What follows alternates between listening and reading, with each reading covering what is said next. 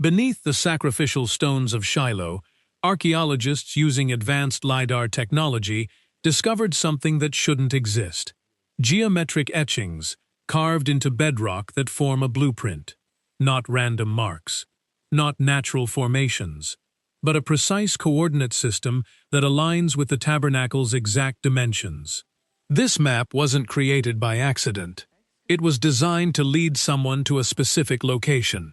And that location might be where the Ark of the Covenant has been hidden for 2,600 years. The discovery came unexpectedly during 2026 excavations at Tel Shiloh. The research team had already uncovered the tabernacle foundation, with its precise stone sockets, and discovered boundary markers confirming Joshua's tribal allotments. But this discovery was different. It required looking beneath the surface, quite literally. Lidar, light detection and ranging, uses laser pulses to create three-dimensional maps of surfaces. It can detect subtle variations in terrain and map beneath accumulated soil. The team employed Lidar to scan the bedrock directly beneath the main altar site where the tabernacle once stood. What the scan revealed was extraordinary. The bedrock beneath the altar site wasn't smooth. It bore geometric etchings. Someone had deliberately carved into the stone with precision and intentionality. These weren't random etchings. They were organized, geometric, mathematical. Someone had carved a blueprint into the bedrock. The blueprint showed lines intersecting at precise angles, points marked at specific intervals, a geometric pattern clearly created with intention. The team brought in specialists to analyze the markings. What they discovered astonished everyone. The geometric pattern matched the dimensions of the tabernacle as described in the book of Exodus.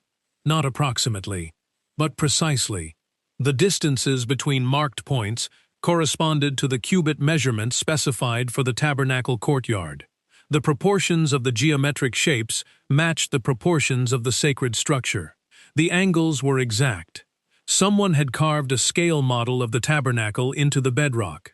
But why? The answer became clearer as the team examined the etchings more closely. The blueprint incorporated additional markings, lines extending from specific points, angles marked with precision, a pattern that suggested something more than architectural documentation. This was a map. Someone standing in the tabernacle, someone who knew the sanctuary's layout intimately, had carved a permanent record into the bedrock beneath their feet. Why carve something beneath the tabernacle rather than recording it on parchment? Because parchment could be destroyed. Stone monuments could be looted. But bedrock carved beneath the sanctuary? That would be permanent, hidden, protected. Someone had created a subterranean archive. The extended lines and marked angles suggested a specific destination, a location indicated by the geometric coordinates. The blueprint suggested that someone had anticipated the need to hide the Ark. Not just hide it, but hide it with a map, a blueprint that would allow future generations to locate it. This suggested advanced planning. Someone foresaw that the Ark might need to be removed from the tabernacle for safekeeping. Someone created a permanent map to indicate where the Ark would be hidden. The blueprint wasn't casual. It showed sophisticated geometric understanding. The measurements were precise. The angles were calculated. The lines extended with intentionality toward a specific destination. This was an emergency relocation plan. The significance of this discovery extended beyond a single map. It suggested that the Ark's disappearance from historical records wasn't accidental. It was hidden deliberately, according to a plan recorded in bedrock. Someone with authority, likely high priests with knowledge of the tabernacle's layout, had anticipated the Ark's relocation. They had created a geometric blueprint to guide its recovery. And then they had hidden that blueprint beneath the sanctuary, protected by layers of bedrock and accumulated soil. For nearly 3,000 years, this map lay undiscovered, until Lidar technology allowed archaeologists to see beneath the surface. The team immediately began analyzing what the blueprint was indicating. The geometric etchings weren't just architectural documentation. They were coordinates. a system of points and lines that specified a location. By overlaying the blueprint onto modern topographic surveys of the Shiloh region, the team could calculate where those coordinates pointed. The lines extended downward and northward from the main altar site. They followed a specific geometric path. They terminated at a location approximately 300 meters from the sanctuary. The blueprint indicated a location beneath the earth. But the most striking aspect of the blueprint was a detail that emerged as analysis deepened. The blueprint incorporated astronomical alignments. Certain lines in the geometric pattern aligned with the summer solstice sunrise. Other lines aligned with celestial positions visible from Shiloh. The blueprint wasn't just a map, it was a calendar-based coordinate system. The location indicated by the blueprint could be identified at specific times of the year when celestial alignments made the map readable. Someone had created a map that revealed itself seasonally. When the sun rose on the summer solstice from Shiloh, its light would illuminate specific lines in the geometric pattern. The illuminated lines would trace a path. They would create a visible arrow pointing toward a specific direction. But this only worked on the solstice. On other days of the year, the light wouldn't align with the carved lines. Someone had created a map that only revealed itself seasonally. This level of sophistication suggested not just architectural knowledge, but astronomical knowledge. The ark's location hadn't just been hidden. It had been hidden according to a system that would only be fully understandable to someone with knowledge of both the tabernacle's layout and ancient astronomy. The etchings were carved directly into bedrock. The lines maintained clear definition despite nearly 3,000 years of exposure. The angles remained mathematically precise. This suggested that whoever carved the blueprint had chosen the specific location and carving technique deliberately to ensure preservation. Someone had created a permanent record designed to survive exactly this long, until modern technology could reveal what was hidden. The team faced a critical realization. They had discovered a map, a blueprint indicating a specific location, a subterranean path leading from the tabernacle to somewhere beneath the earth. The blueprint indicated depth. The lines extended downward as well as horizontally. The coordinates specified a location underground.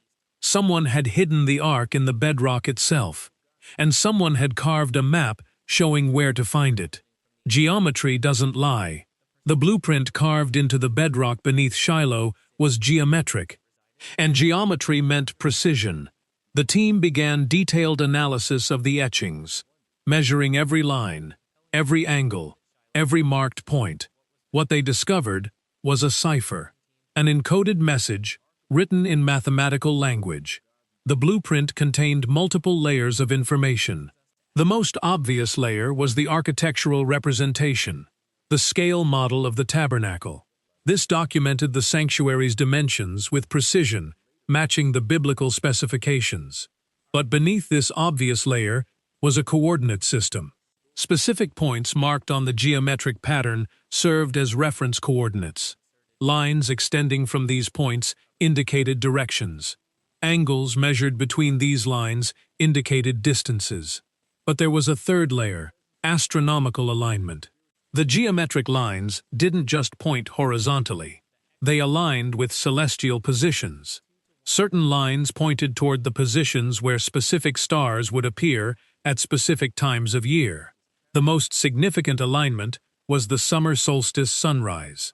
The summer solstice was astronomically significant in the ancient world. It marked the longest day of the year. It was the day when the sunrise occurred at its northernmost position on the horizon. The blueprint at Shiloh incorporated solstice alignment. When the sun rose on the summer solstice from Shiloh, its light would illuminate specific lines. The illuminated lines would trace a path. They would create a visible arrow pointing toward a specific direction.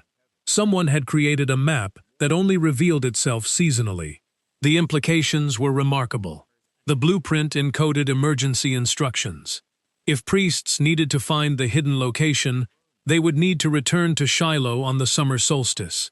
At sunrise on that specific day, the geometric pattern would reveal its direction through light alignment.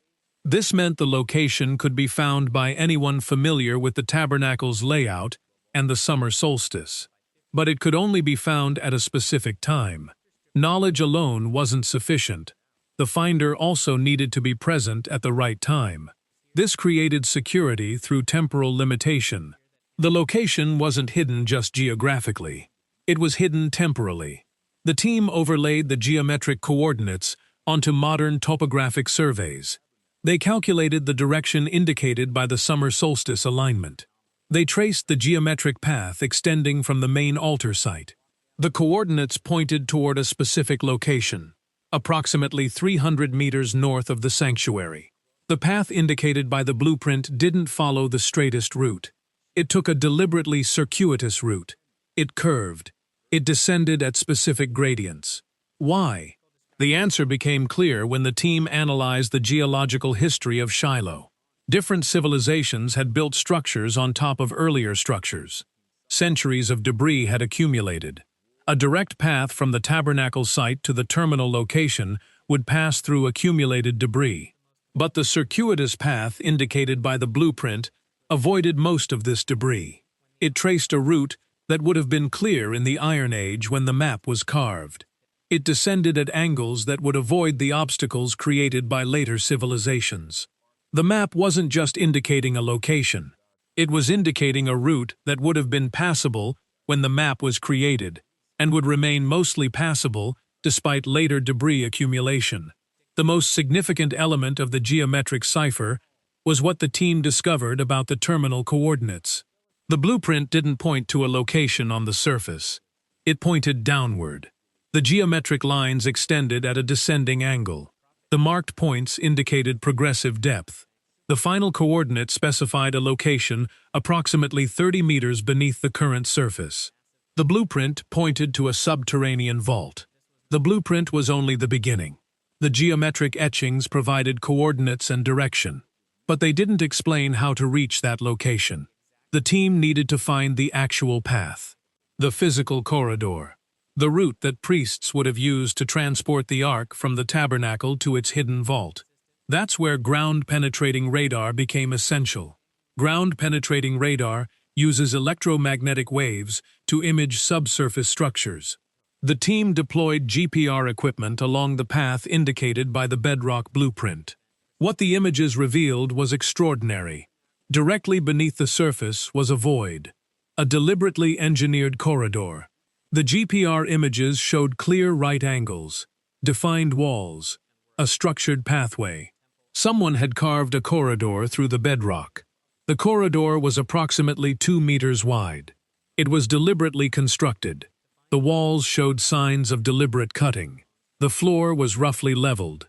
The ceiling showed evidence of intentional shaping. This was an engineered passage, not a natural cave. A vertical shaft extended downward from directly beneath the main altar site. The shaft was lined with stone. The shaft descended approximately 20 meters before connecting with the horizontal corridor. The corridor extended northward for approximately 300 meters. Then it widened significantly. The GPR signature changed from a simple passage to something larger. The horizontal corridor terminated in what appeared to be a large chamber. The vertical shaft was an emergency exit, a concealed passage that connected the tabernacle directly to an underground corridor system. If priests needed to remove something precious and sacred, like the Ark of the Covenant, they could lower it down the shaft, transport it through the corridor, move it to a hidden chamber. The vertical shaft was sealed. The GPR images showed that the entrance to the shaft was covered. The top was blocked by heavy stone. The blockage appeared deliberate, not collapse due to age, but deliberately placed to conceal the shaft entrance. The team began investigating the shaft entrance directly. Excavation revealed the stone blocking the shaft. The stone was limestone, matching the bedrock surrounding it. It had been positioned carefully to blend with the natural stone. Beneath the stone, the team confirmed the vertical shaft. The walls showed tool marks consistent with deliberate carving. The shaft descended 20 meters as the GPR images had indicated. At the bottom of the shaft, the opening to the horizontal corridor was visible. The corridor became accessible through careful excavation. The team worked methodically, following the path indicated by GPR. The corridor was carved from natural limestone bedrock. The cutting was deliberate and careful. The walls were roughly shaped. The floor was uneven but passable. Most significantly, the corridor showed no signs of natural water flow. This corridor appeared to be artificially carved, not naturally formed. The construction technique suggested Bronze Age or early Iron Age origin. The corridor extended 300 meters northward, exactly as the GPR images suggested. Along the way, the team discovered stone pillars positioned at intervals. These weren't for structural support. These were markers, regular intervals indicating measured distance. Someone had built reference points into the corridor, markers that would allow someone traveling through the passage to track distance. The markers were spaced at approximately 50 meters apart. The terminal chamber appeared exactly where the blueprint's coordinates indicated it should be. The GPR images showed a significant widening of the void signature. The horizontal corridor opened into a larger space. The chamber was approximately 10 meters in diameter. The ceiling was approximately 4 meters high. This was a deliberate construction, a hidden vault. The team's excavation revealed that the chamber entrance was sealed, heavy stone blocks positioned to close the opening. But unlike the shaft, the chamber seal hadn't been broken. The stone blocks remained in place. The vault remained sealed. One remarkable detail was visible in the chamber seal. The stone blocks were marked. Ancient script marked the sealing stone. The marks appeared to be clay seals, ancient administrative notations indicating the authority sealing the chamber.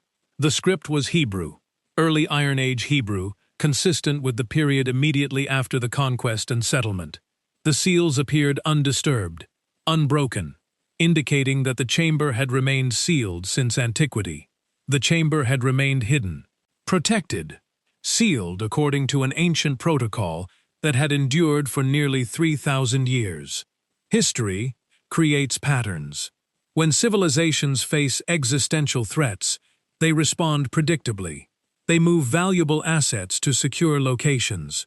They establish protocols, ensuring continuity if primary institutions fail.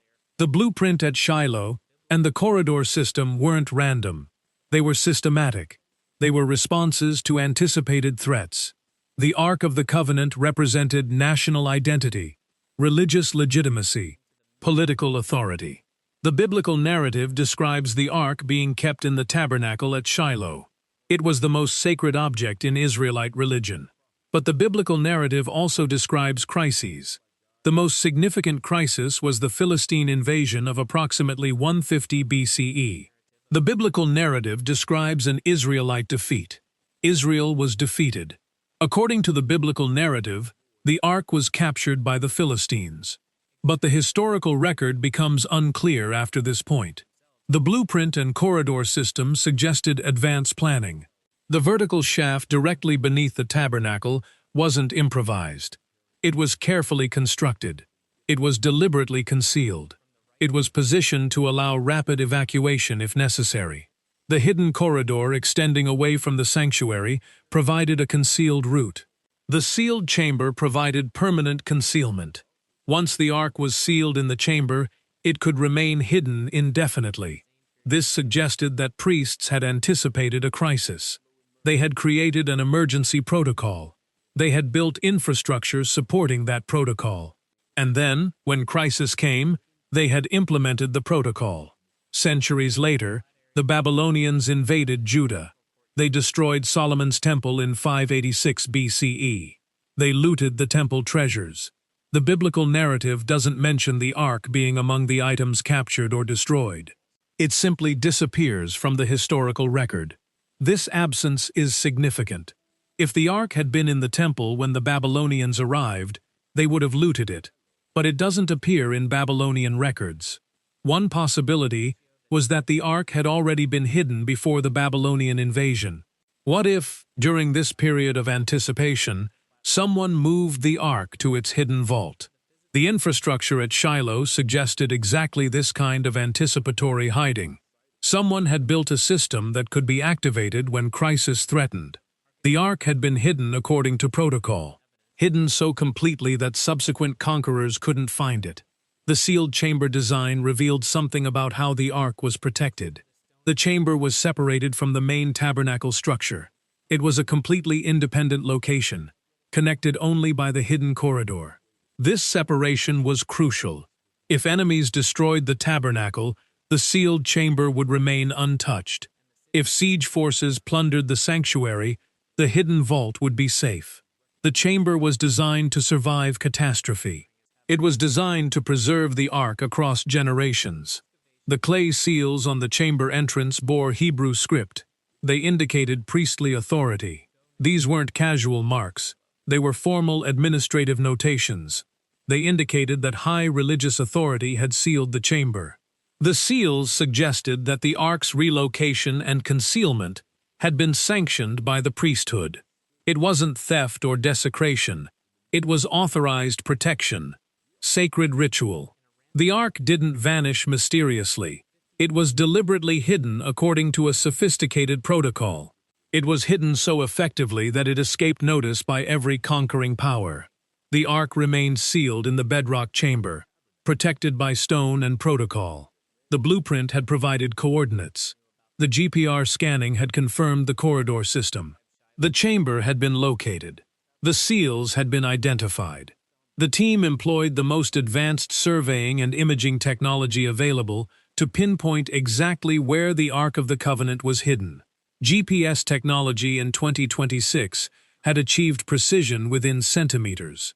The team deployed surveying equipment to mark the exact location of the sealed chamber. They confirmed that the chamber was positioned exactly where the bedrock map indicated. The blueprint had been carved approximately 3,000 years ago. Modern GPS surveying confirmed those ancient coordinates with precision to within meters. The ancient map had guided archaeologists to a location that had remained hidden for 30 centuries. The chamber entrance was positioned approximately 10 meters beneath the current surface. The team carefully excavated toward the chamber. They followed the corridor they had previously identified. They approached the sealed entrance methodically. As the chamber entrance became visible, a remarkable sight emerged. The sealed door was exactly as the GPR images had suggested. Heavy limestone blocks stacked to close the chamber entrance. The blocks were fitted precisely, with minimal gaps. The seal was deliberate, intentional. Most significantly, the seal remained intact. No one had broken through. No one had pried the blocks open. The chamber had remained sealed for approximately 2,000 years. The clay seals impressed into the blocking stones were the most striking detail. Multiple seals were visible, each bearing Hebrew script. The seals appeared to be administrative markers, indicating who had sealed the chamber and under what authority. The script matched early Iron Age Hebrew paleography. The seals had been applied when the chamber was originally sealed. They remained undisturbed. The clay had hardened over centuries. The seals had survived intact. High-resolution imaging revealed that the script on the seals included a message. The seals contained Hebrew text that translated approximately to "sealed by priestly authority," not to be opened except by appointed successor. The seals weren't just marking the chamber. They were recording instructions. They indicated that only an appointed successor was authorized to open it.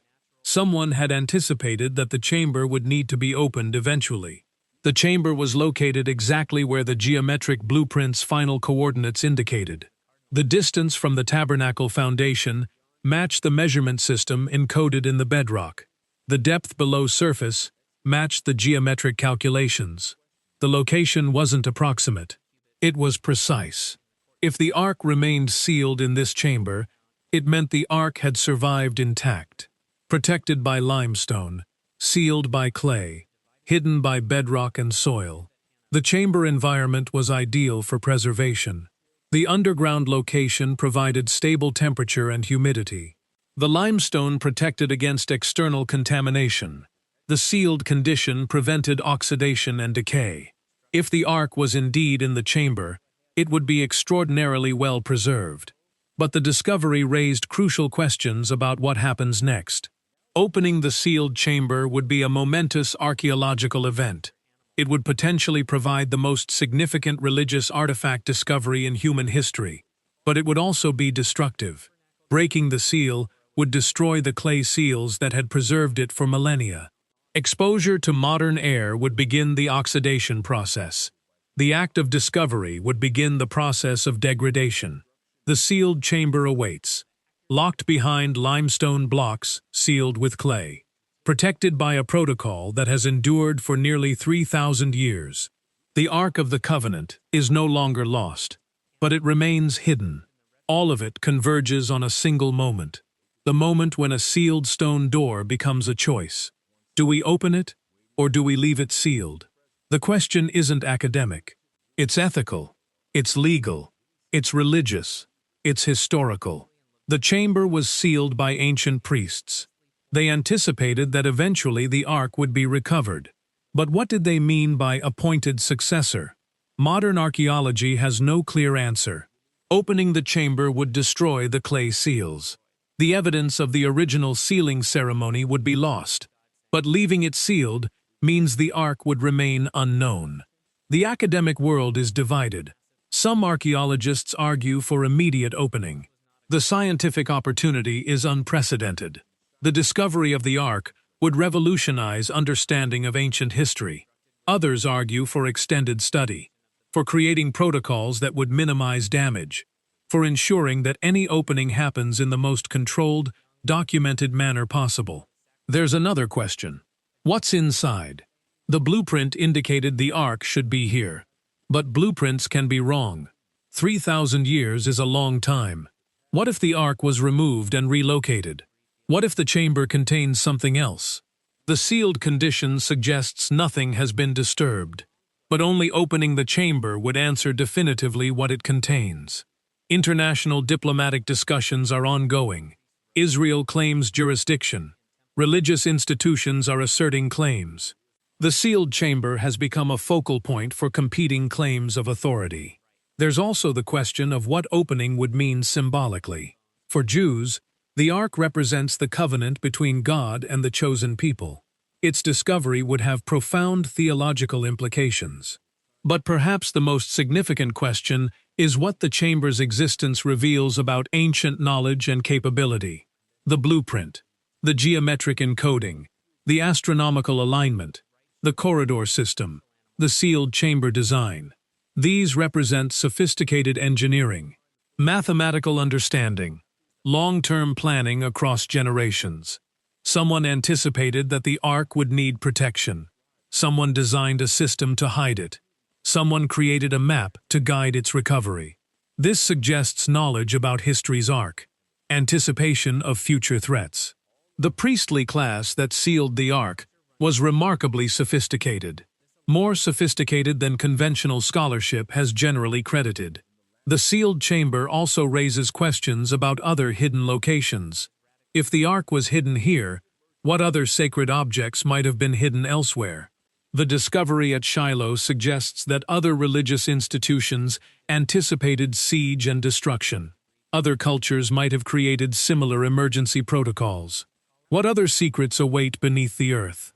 The threshold of discovery creates extraordinary tension. The Ark is no longer lost, but it remains sealed, within reach, but untouched, known in location, but unknown in condition. Modern technology has accomplished what thousands of years of searching could not. It has located the most sacred relic in human history. But technology cannot open the seal. Only human decision can do that. And that decision remains unmade. The chamber remains sealed. The Ark remains hidden. But the search has ended.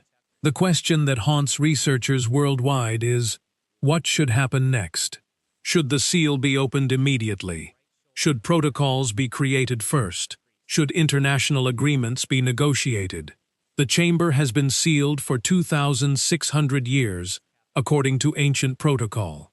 It can wait longer. But can humanity wait? Can we leave the most significant religious relic in history sealed indefinitely? The threshold of discovery has been reached, but the moment of revelation remains ahead. waiting in the darkness beneath the earth, sealed in stone, protected by the protocol of ancient priests.